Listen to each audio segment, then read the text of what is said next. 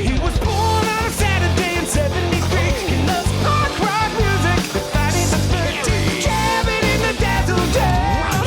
On the bass guitar with the shortwave radio band. It's motherfucking Andy Scolding. Look at motherfucker, 'cause here he comes. Andy Scolding. Wearing his orange hat. Welcome to Unsigned 518. We are here with the first of 3 special episodes that are going to be dropping throughout the month of July, all pertaining to local music festivals. And we will get to the music festival portion later, but I'm here with Dieter of Indian Ladder Farms, who is actually one of the owners of Indian Ladder Farms. So I guess before we get into Farming Man and the events that are going down this weekend, I guess you want to tell a little bit of the story of Indian Ladder Farms in general? Well, Indian Ladder Farms in general. So Indian Ladder Farms is a 5th generation farm. My son's now the 5th generation on the farm. So it's been in my wife's family for, 108 years now. And my partner and I, Stuart Morris, decided to start a brewery back in 2014. Kind of add to the farm experience, let's say. The farm has gone through many, not, I guess, major changes, but more additions over the years. And it's been a working farm It's been a working farm the entire time, from my wife's great-great-grandfather when he started it. Started out as a dairy farm, then became a beef farm, then became an apple orchard. It's been orchard now for a very long time. So it's we're getting kind of surrounded down there in Albany County. We're there are not a lot of farms left in Albany County at this point. We are literally 20 minutes from downtown, so we're pretty close to the city as a farm would go. And we decided to grow hops about 12 years ago. Discovered that hops were not going to really be a commodity crop for the farm. And was it a plan to grow the hops and then sell them? We were going to sell them to other breweries, and always had been involved with craft beer and worked for Bill Newman way back in the day, and have always been interested in craft beer. Been a home brewer. Well, I've been a home brewer up until I started a brewery. So we were going to grow hops to be kind of involved, and discovered that was not going to pay the bills. It was about that time that the New York State launched the farm brewery law. So we thought, well, we're already kind of an agro-tourism place with the pick your own and the donuts and all the other things we do. We have educational programs on the farm. We have farm barn school and so on. So we decided, well, let's start the process of getting a brewery going. Our license allows us to make cider as well, so it seemed like a no-brainer. We're already growing apples, right, so let's make cider too. So now we are in our 8th year. Brewing and fermenting, and have professional brewers and professional cider makers. I say makers and brewers, I actually only have one of each, but and is there much of it, just from my own personal curiosity, making cider and brewing beer, is that something that's done in the same facility, or is it something that kind of has to be completely separate? Because I know apples are Well, it's funny that you should mention that, because we sort of set a precedent when we opened our facility. It took us 2 years to get our federal production license, because they don't like cider and beer making in the same facilities. So we sort of broke the ice on that. Now you can do that. But once we did that, we now we make it in separate facilities. So yeah, we have a cidery and we have a separate brewery. But people should have the choice. Yeah, If they they want to should. do it, They and should. you made that happen. so. It all has to do with taxation and so on. Right. Cider is taxed at a different rate than beer is, and one shall not cross the other's boundary and so on. But yeah, so we have a separate brewery facility and we have a separate cider facility. That's great. And that was, you said 2014 is when you started doing both? No, 2014 is kind of when we started getting the paperwork in to get everything. We actually didn't get licensed until 2016. It took that long for us. That's why I was saying, because I used to make cold pressed juice, and the apples, I remember, were just they were scrutinized more heavily than anything else. It's kind They of were amazing when you get into the production side of things. Cider has a lot more rules than beer. Right, I bet. Yeah, and apples have more rules than literally like cucumbers or celery. Oh, you yes, can do yes, whatever. They're like apples. We have to follow a lot of state and federal protocols for safety and cleanliness and all those things. Yeah. It's it's I guess for the good of safety, but I just remember the red tape that it took. You sort of you have to remember that as bizarre as a rule might be, it's usually because somebody did something stupid. Right. Someone else screwed it up for you.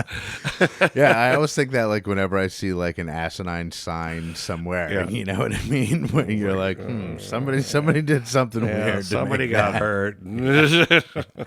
So a couple years to get the paperwork going. So then 2016 is when you were doing it? Yeah, we launched. We were a 3/4 barrel brewery, and I don't know. I think we maybe had 20 totes of cider, and didn't really know what we were doing much in the cider arena other than just wild fermentation and hoping for the best. And we didn't really have any cider fruit at that time. We've now planted, we've now have 15 acres of dedicated cider fruit. So we're really up the game quite a bit. And a couple years in, we hired professional brewer Scott Veltman.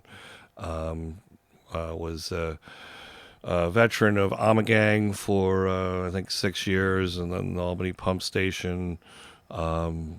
Local boy, so he grew up in Knox, not too far from the brewery. His parents still live there, and so he was excited to come on board. Was excited about what we were doing. Was being able to use local ingredients, and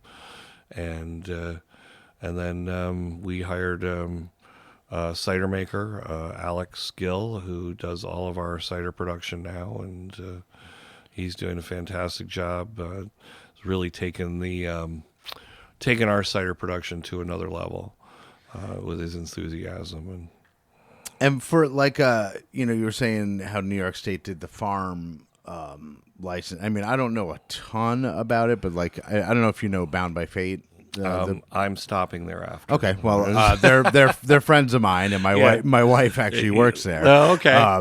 But so I know that they're a farm brewery. Yeah. It's but I guess can you explain sure. what that means? So the farm brewery law, its intent is that you are to use New York State products. So you're supposed to use New York State barley malt. You're supposed to use New York State hops. And any adjuncts you use, if you're using fruit or anything like that, should be New York State. For the cider, it has to be 100% New York State apples.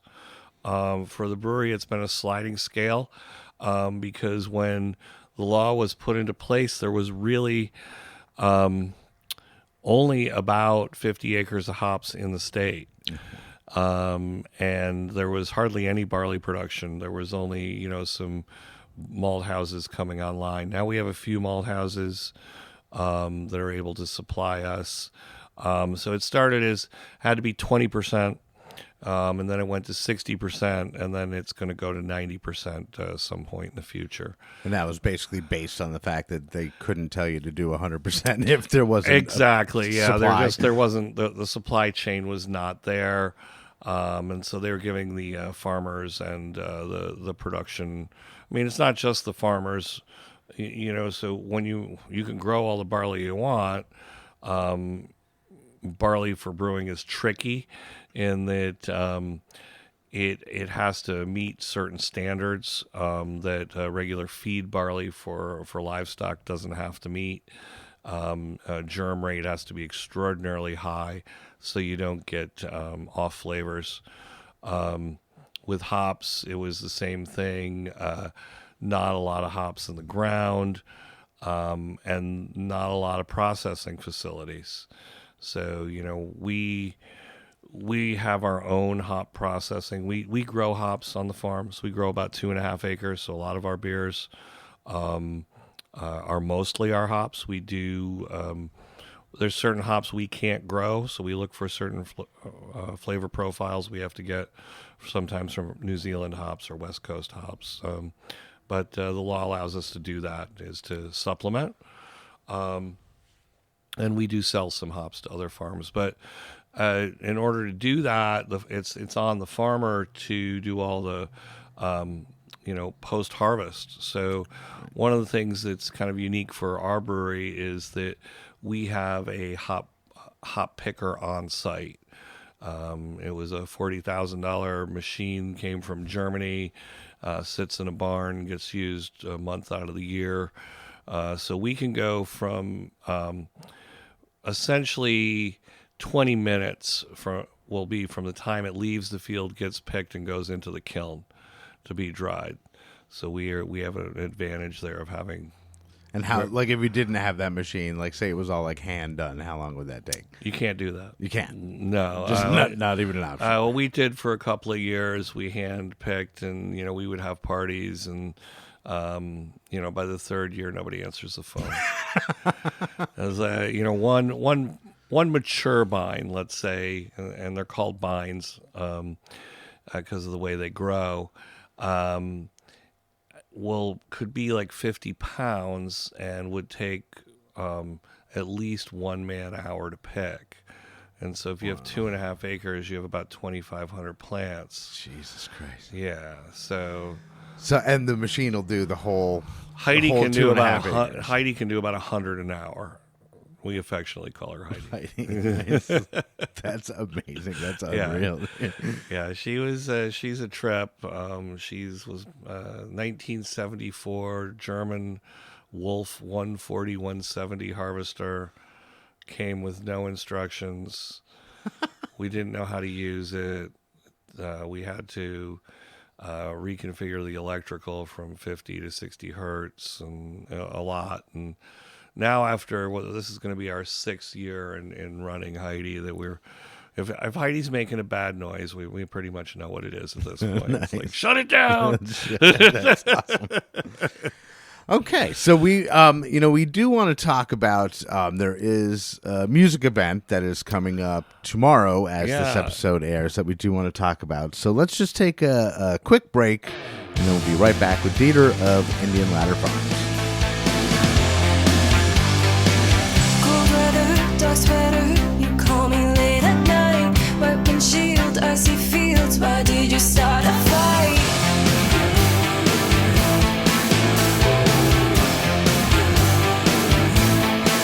How can I see with these rose-colored glasses? I can't breathe with you hovering over me like that. I was fine before you burned all my matches.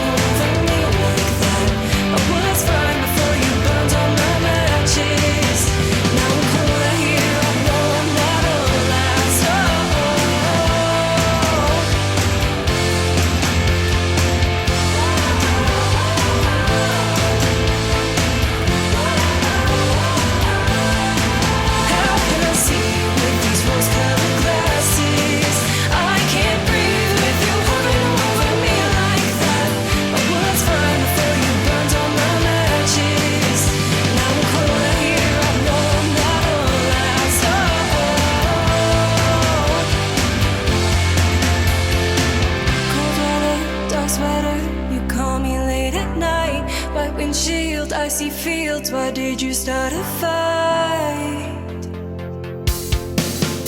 Now I'm colder here, I know I'm not all last. Now I'm colder here, I know I'm not all last. Now I'm colder here, I know I'm not all last.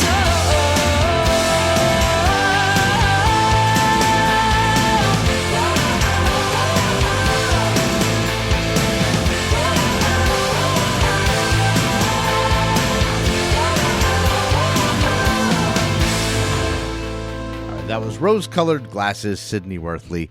And Sydney will actually be playing at Farming Man. You know, we are going to talk about, I guess, the origin story of Farming Man, but it's tomorrow and Sunday. There's 2 nights of music. Tomorrow we have The Sugar Hold, Sydney Worthley, TV Doctors, and then Sunday we have Wild Adriatic and Super 400. And Dieter, you were saying like it didn't start out as a music thing. It started out as something completely different, right? It started out as a very casual event. It started out at a conversation at Other Half Brewery in Brooklyn. We were sitting around talking about how, as brewers and breweries, people bring us beer, which is kind of people want to share what they're doing, what we're making and stuff, and so we end up with like a lot of other people's beer and or cider, and we're like, well, what are we going to do with this? And it's like, well, let's have a camp out. And I said, well, we could have it at the farm, and we'll camp out. It's like, yeah, we'll get some other breweries together, and we'll all bring all these bottles and cans that people have gotten, and we'll bring some kegs, and we'll just camp out. And so that was kind of the first 2 years of Farming Man. It was like along my driveway in a field, and we had a stereo, and that was about it. And I was like, well, maybe we should make this into something. Well, I guess we should make it into something bigger. Sort of came along because people that weren't in the industry, when we opened, sort of caught wind of what we were doing, and they wanted to be involved because it sounded like fun. And it's like, well, let's do something bigger. We've got this great big field out back, and let's have music.